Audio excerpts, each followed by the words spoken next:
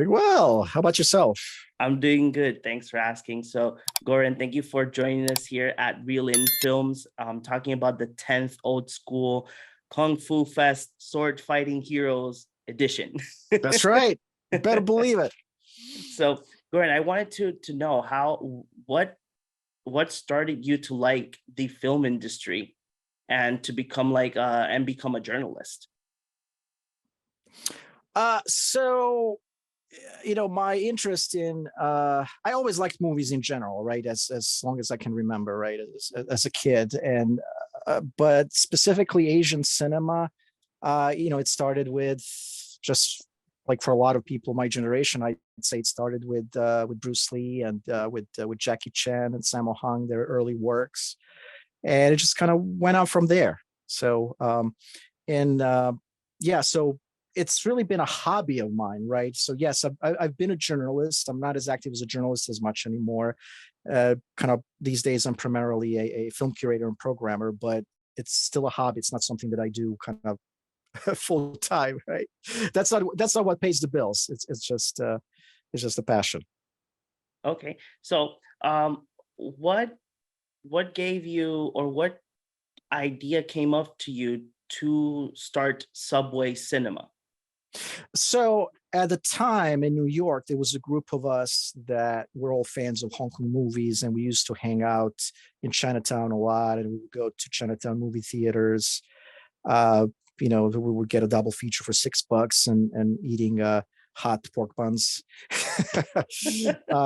And going to Chinatown shops, looking for lace discs and new releases. And uh, so yeah, we had this fandom, and and then the Chinatown theater started closing down, and there was only one left called the Music Palace. I think that was around like '99, and we were thinking, well, is there any way that we can save this theater? And we talked to some local organizations, and there wasn't a lot of interest in that. So we said, well, maybe we can try to show these movies ourselves. And none of us had any prior knowledge about that, so we had to just learn by doing it. And out of that larger group, kind of five of us were left who were really serious about it, and we decided to take a shot at it. We all wrote a check for like $1,000, and that was our kind of initial seed money for the production costs, and that's how it started. We did our first event in the fall of 2000, which was a retrospective of movies by Johnny To.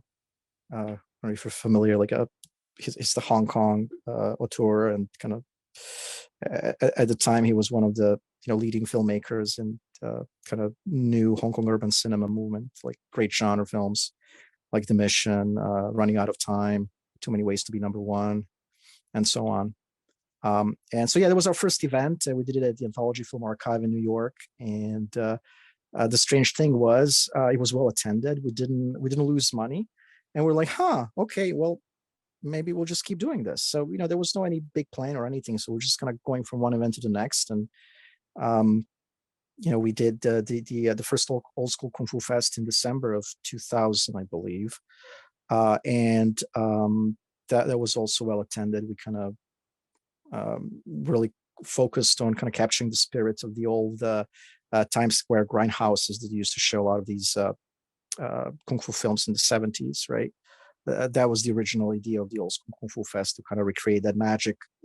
And then in 2002, we launched the New York Asian Film Festival, which Subway Cinema then ran for I don't know how many consecutive years, and now a different organization is taking care of that festival. And the Subway Cinema today, it's really just the three of us from the original five founders of the organization, and we primarily focus on retrospective programming and special events. And we really want to introduce younger audiences to some of these great classics of Asian cinema. So is the process of like bringing these old films, because at least in my experience, because I do buy Criterion DVDs, 4K DVDs, and the last one that I bought and saw was the Three Outlaw Samurais, and then you see like this old school film now like a much more it looks much more like modernized? Is there a process that you guys have to go through to have these films, come to you, like that you guys can present them? No, yeah, of course. I mean, the process is really like, from the curation standpoint, like you kind of decide, okay, what are the movies that we want to show, and then the next thing is like, okay, where can we get the movies, right? Where where can we source them? Like, is there a print that's available somewhere? Is there today, of course, there's a DCP.